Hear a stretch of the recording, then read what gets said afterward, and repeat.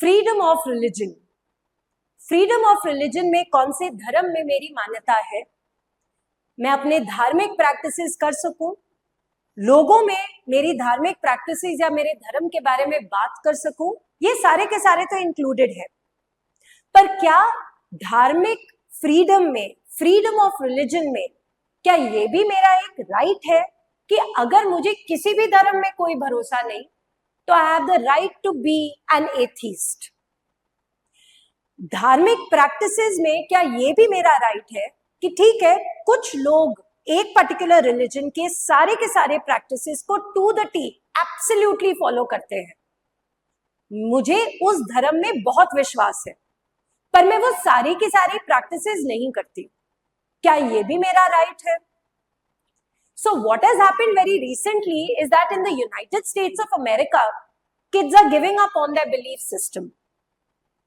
उनका नहीं मन कर रहा कि वो चर्च में जाए, so much so कि चर्च में कोई आ ही नहीं रहा है। और अब इतने बड़े इंफ्रास्ट्रक्चर को ऐसे ही हम लोग रख तो सकते नहीं, तो those churches are being converted into malls and restaurants. What is the implication of that? Why is it that the current generation is not as religious as the previous generation? क्या हम एक्चुअली ये वाला result इससे derive कर सकते हैं? और अगर ऐसा है तो what are those reasons why kids are not indulging in religious practices as much as maybe something else? So let's understand what has happened in the United States of America. But before that, I'd like to make an important announcement. Maluka IAS सारे के सारे UPSC aspirants के लिए लेकर आया है उसका शक्ति बैच, जहां पे GS फाउंडेशन और एडवांस की क्लासेस होंगी।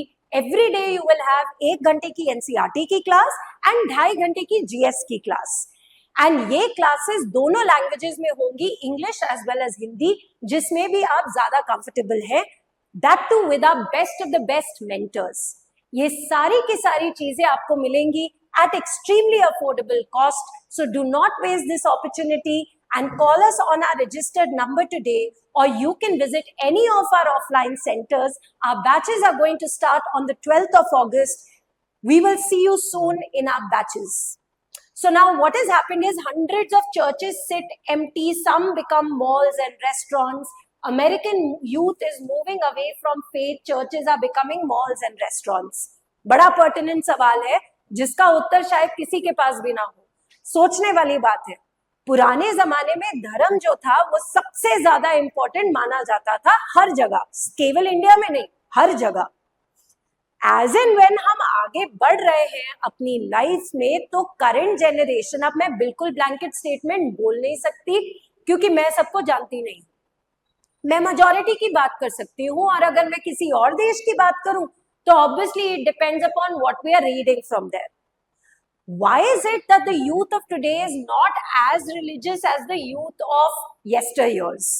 या फिर इसकी implication ये भी हो सकती है that the youth don't want to follow the quintessential practices जो सारे के सारे उस धर्म में निभा रहे हैं, and maybe they have their own interpretation of religion. What is happening? Why is it happening? That is something to think about and extremely interesting. क्योंकि ये कहीं ना कहीं सोसाइटी की एवोल्यूशन के बारे में बात कर रहा है कि किस ओर ये सोसाइटी जा रही है। अगर ये सोसाइटी अभी भी मॉरल्स और एथिक्स के ऊपर काम कर रही है तो फिर इतनी बड़ी प्रॉब्लम नहीं है, लेकिन अगर ये कहीं ना कहीं मोरालिटी और एथिक्स से भी दूर जा रही है तो फिर प्रॉब्लम है। So what has happened in America? See, you can see this. This has become a mall, by the way. This used to be a church, right? So why are these churches getting converted into malls? Obviously, sitting infrastructure का क्या फायदा? Infrastructure तो create आप इसीलिए करते हैं ताकि आप उनमें से कुछ पैसा निकाल सके, और not religious institutions, not religious infrastructure. वो तो उसका तो objective ही अलग है। लेकिन जब एक रिलीजियस इंफ्रास्ट्रक्चर वो ऑब्जेक्टिव फुलफिल कर ही नहीं पा रहा है, कोई भी उधर नहीं आ रहा है, तो कहीं ना कहीं वी हैव टू इंश्योर कि इकोनॉमी को नजर में रखते हुए, इकोनॉमिक और रेवेन्यू जनरेशन को नजर में रखते हुए, people are saying let's convert it into something else. मुद्दे की बात ये भी है that the youth would rather go to a new restaurant than a new church. They would rather go to a new mall than a new church. And that is something very, very different because ये हमने एक नई चीज, एक नया dimension explore किया है, right? Secondly, maintenance cost तो रहता ही रहता है, चलो ठीक है, एक रिलीजियस इंस्टीट्यूशन या फिर इंफ्रास्ट्रक्चर जो है वो रेवेन्यू जनरेशन के लिए नहीं बनता है, पर वहां पे भी तो ईंट, पत्थर, सीमेंट, पेंटिंग, टाइल टूट जाना, इलेक्ट्रिसिटी का खर्चा, पानी का खर्चा, ये सारी चीजें तो होती है। अब वो पैसा आप कैसे निकालेंगे, right? So that is also another consideration that they have kept.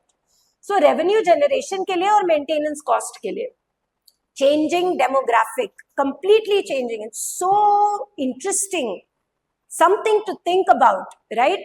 Why is it that the people today do not want to do their religious practices? Primarily, if we are talking about इस particular news की अगर हम बात कर रहे हैं तो हम Christianity की बात कर रहे हैं in America.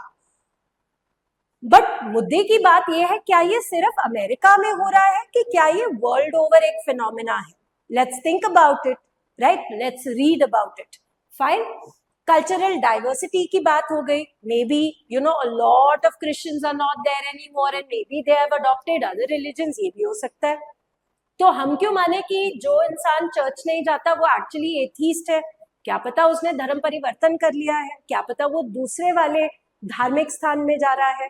तो वो भी एक मुद्दे की बात है कि ऐसा क्यों कि scores of people are doing that, right? Preservation cost and reuse option के वजह से हम लोगों ने इनको चर्च को मॉल्स और रेस्टोरेंट में कन्वर्ट किया है। पॉजिटिव इम्पैक्ट ऐसा है कि जब ये रेस्टोरेंट्स में कन्वर्ट होगा तो obviously economically speaking it will be nice, right? So job generation भी होगी उसकी वजह से, right? A lot of people, revenue generation भी होगी उसकी वजह से, गुड्स एंड सर्विसेज क्रिएट होंगी तो जीडीपी आगे बढ़ेगा। Purely in terms of economy it's great, right? So job creation, increased economic activity. अगर हम बात करें तो इनहैंस पब्लिक स्पेस बन सकता है, उसको यूटिलाइज करके you can make open air gymnasiums, you can use that particular thing for plenty of other purposes, right? Social interaction के लिए हो सकता है, right? You can also preserve these historical buildings, create them into heritage site, और अगर UNESCO का ठप्पा लग गया तो आपका टूरिज्म बढ़ गया, फिर इकोनॉमी आ गई, ठीक है? Sustainable development is one of them. लेकिन नेगेटिव इम्पैक्ट ऐसा है कि एक पर्टिकुलर कम्युनिटी की आइडेंटिटी, एक पर्टिकुलर रिलीजियस ग्रुप की आइडेंटिटी कहीं ना कहीं खत्म हो रही है, और ये कहीं ना कहीं हम इंडिया में भी देख रहे हैं। मैं ये नहीं कह रही कि लोग अपने धर्म से दूर जा रहे हैं, लेकिन उनकी interpretation of that particular religion is changing, right? कहीं ना कहीं they are not practising it to the T. Is that right और is that wrong? Well, who am I to say? That is your subjectivity, but it's a fact nonetheless, right? Loss of such sacred spaces, that is also a negative connotation, right? अब अगर हम बात करें तो development can lead to increased property values and it can displace the low income residents around, क्योंकि बड़े बड़े malls बनेंगे तो छोटे छोटे stalls में जाके कौन खाना खाएगा, right? अगर बड़े बड़े रेस्टोरेंट्स बनेंगे तो अगेन उन लोगों को डिस्प्लेसमेंट बहुत ज्यादा होने लग जाएगी। मॉल बहुत अच्छा करने लग गया तो क्या पता और स्पेस लेने के लिए there is displacement of people, so that is also negative connotation of this, result of this. Cultural displacement की बात तो हम ऑलरेडी कर चुके हैं। एंड अर्बन जंगल अगर हम बना देंगे तो कहीं ना कहीं क्लाइमेट के लिए भी खराब हो सकता है। एस्थेटिक इम्पैक्ट की अगर हम बात करें, कुछ लोगों को लगेगा कितने सुंदर चर्च थे, उनको हटा के एक रेस्टोरेंट बना दिया, तो कल्चरली भी आप डिप्राइव कर रहे हो एक पर्टिकुलर एरिया को।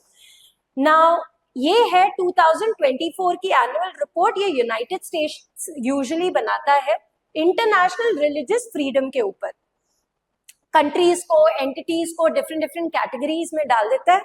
हमारी कंट्री को इसने कंट्री ऑफ पर्टिकुलर कंसर्न बनाया है, जहां पे इन्होंने कहा है कि हमारी बहुत ज्यादा ऑनगोइंग और एग्रेगियस रिलीजियस वायलेशंस होती है इंडिया में, शॉकिंग रिलीजियस वायलेशंस।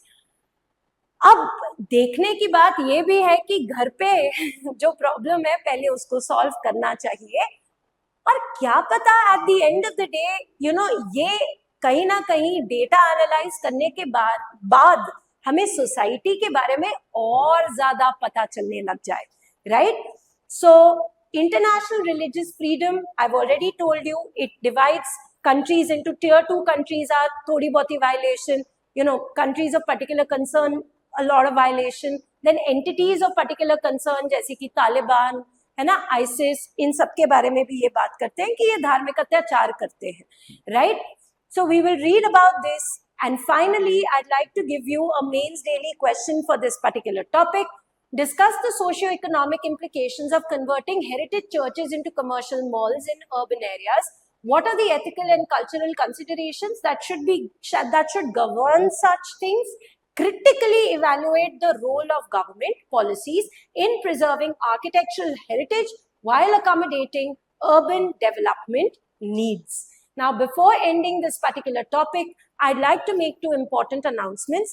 जो भी बच्चे prelims 2025 के लिए बैठ रहे हैं and they are looking for a test series जो कि aligned है UPSC paper pattern के साथ, look nowhere else and come and join Maluka IAS की test series today. यहाँ पे आपको मिलेंगे 64 test, 34 prelims and 30 mains. Test के साथ साथ डिस्कशन भी होगी in both English as well as Hindi, जिसमें मीडियम में आप ज्यादा प्रेफर करते हैं, by your top mentors of Maluka IAS, and that too at very, very affordable costs. And finally, the most loved compilation of monthly current affairs the cost has been brought down considerably by Maluka IAS to make your education more affordable. So do not waste this opportunity and join us today and help us to help you. Thank you very much.